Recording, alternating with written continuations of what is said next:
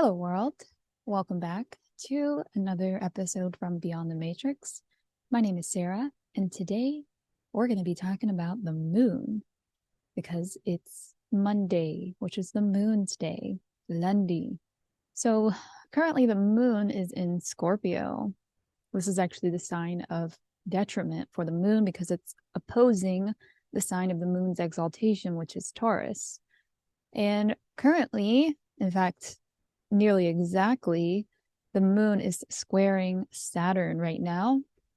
And I've just released a couple of videos about Saturn and the things that the sun and Saturn will be doing for the week. The sun and Saturn are coming together in a conjunction that will take place at this degree of 27 degrees in the sign of Aquarius. But today we're talking about the moon. And so with the moon in Scorpio, intensity is the word.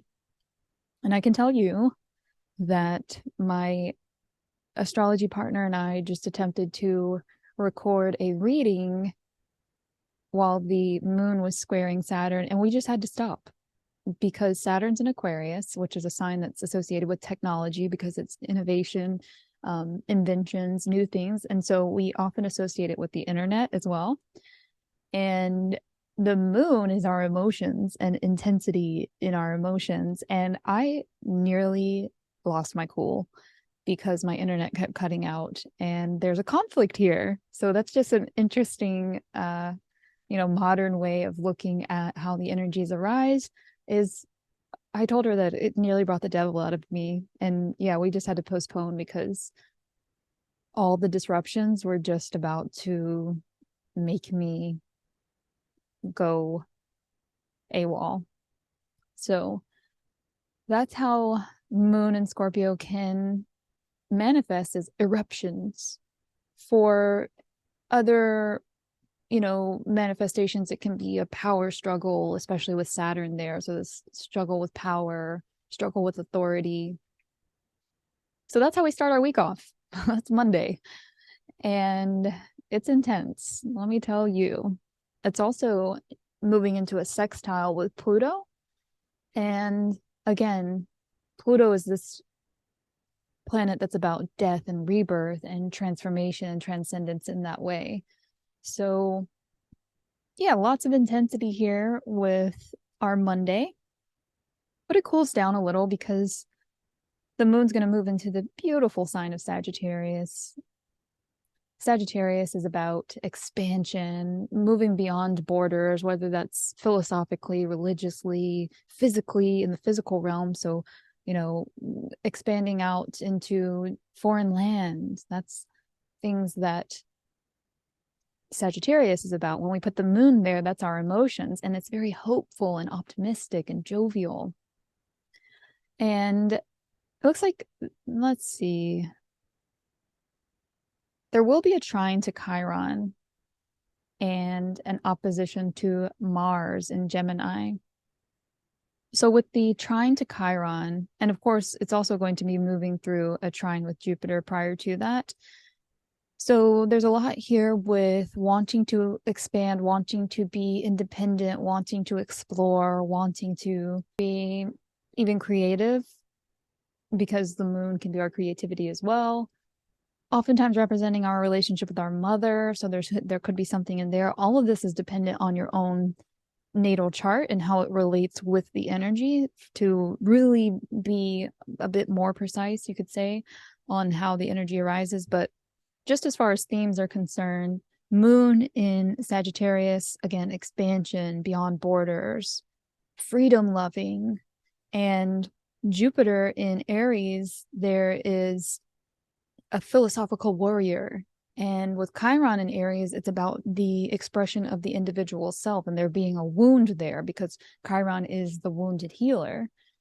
And in an opposition with Mars in Gemini, this could be something from childhood because Gemini is early childhood. It could be to do with siblings, it could be to do with cousins, neighbors. Yeah, just some sort of conflict here with the emotions.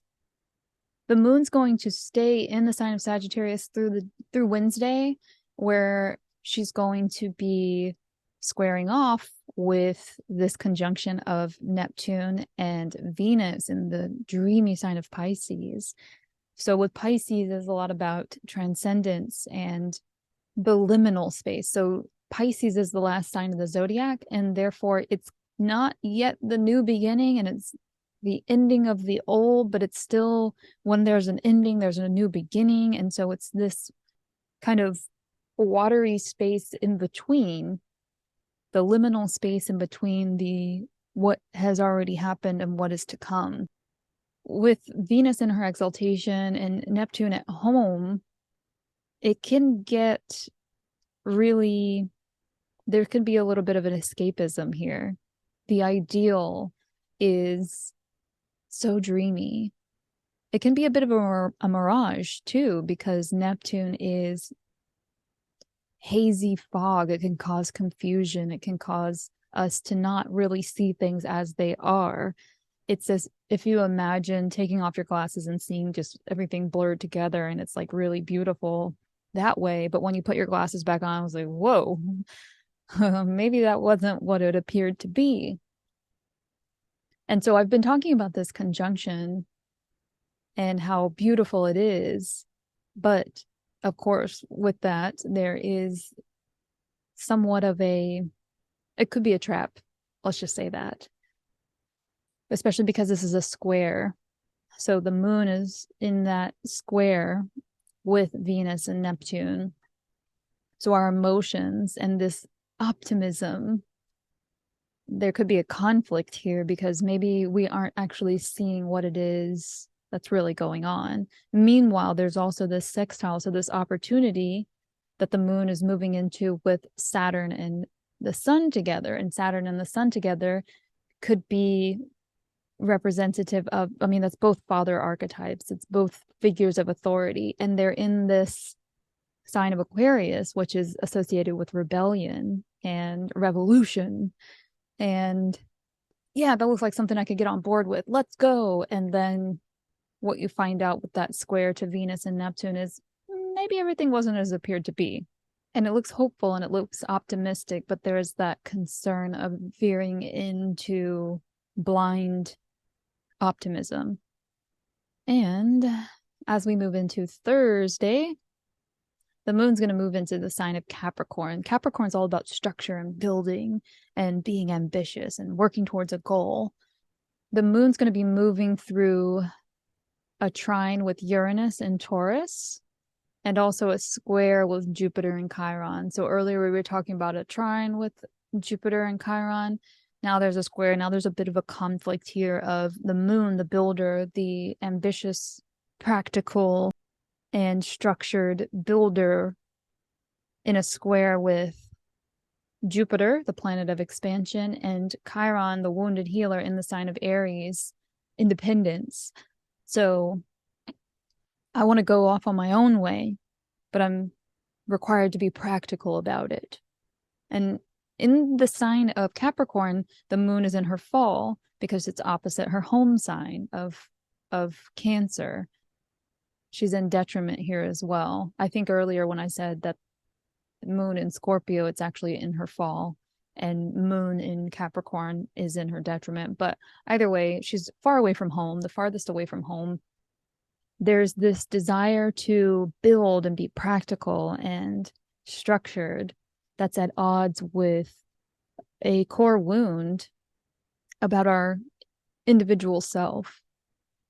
And with the moon moving into that trine with Uranus, Uranus is the planet of rebellion, of Uranus isn't afraid to try things differently. It isn't afraid to be different. And it can be shocking. It can be very shocking how this change comes about. With trines, it's a harmonious aspect. So there's something here that's just going to fall into place, but it might be disruptive. And then by Friday, the moon's going to be conjoining Pluto, the moon and Pluto in that sign of Capricorn. So breaking things down and rebuilding. That's what I see here, because Pluto is this planet about transformation, death and rebirth, and that's Hades. And so this is with the moon conjoining Pluto, there is some sort of death and rebirth theme that's going on here, especially when it comes to do with whatever it is we're building. And also the moon is moving into that sextile position with Venus and Neptune. Again, very dreamy combination. There's an opportunity here in this death and rebirth. So there's something transcendent happening here by Friday. And then by Saturday, moon's in Aquarius. Moon is conjoined Mercury in Aquarius. So there's some sort of planning here. There's something intellectual happening here. Mercury is about the mind and even tricks, having tricks up your sleeve. And so with the moon in a conjunction here, we can be maybe a bit detached with moon in Aquarius, maybe more analytical, maybe more focused on the task at hand as opposed to having or feeling the emotions.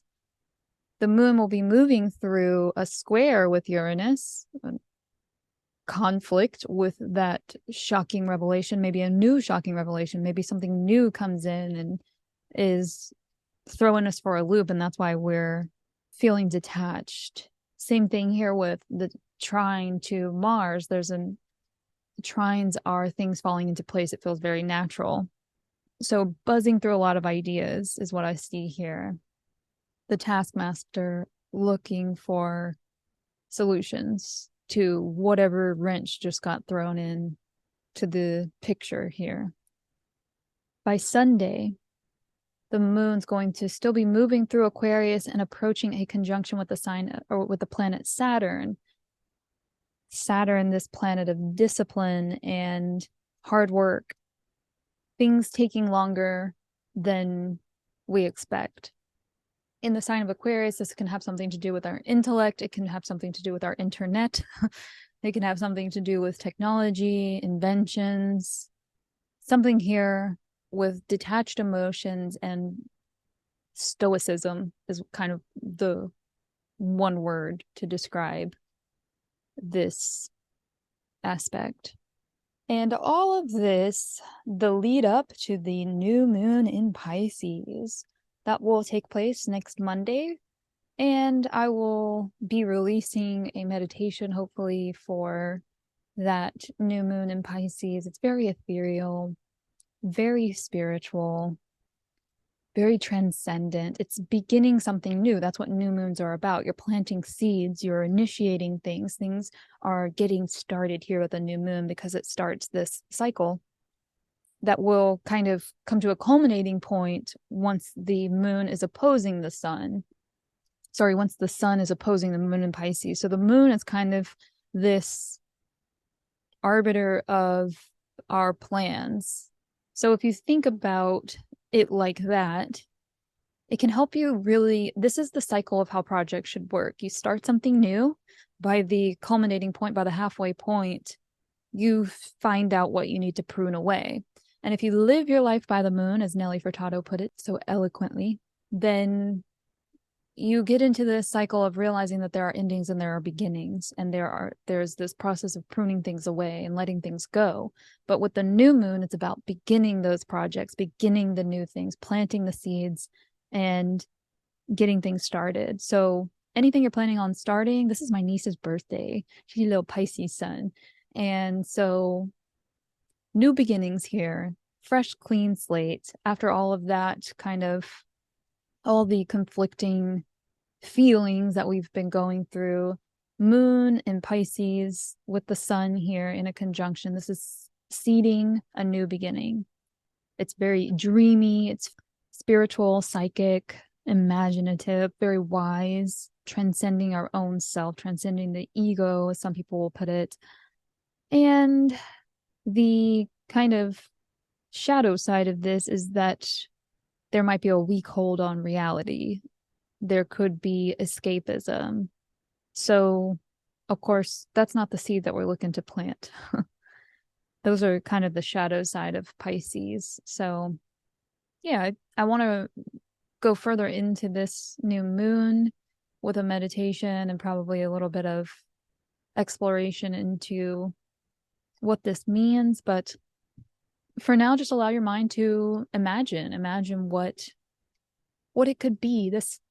It could be something to do with your career, something to do with your day-to-day activities, or your personality, who you are as a person, your what you value, your self-esteem. It could be some relationship that you have with siblings, neighbors, cousins, something to do with family, something to do with the way you create your joy, pleasure, something to do with a partnership, something to do with the esteem of others. Which contracts are you willing to enter into? Are you going to enter into a new contract?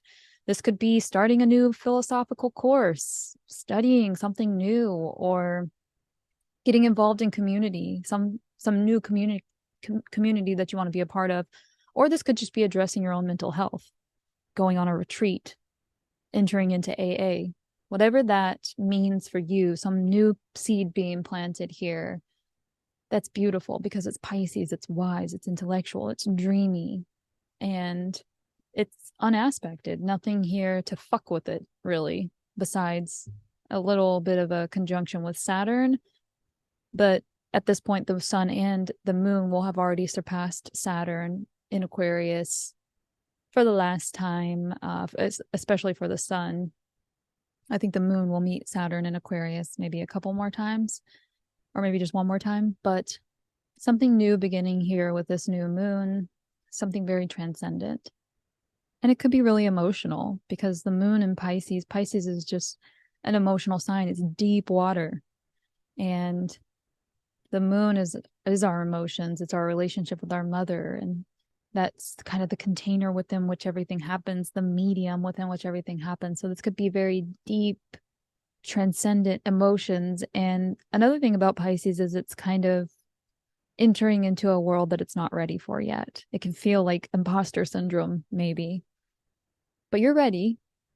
You got this because you've got the moon on your side. So whatever it is that you're wanting to start up, whatever it is that you're wanting to initiate, now is the time to do it.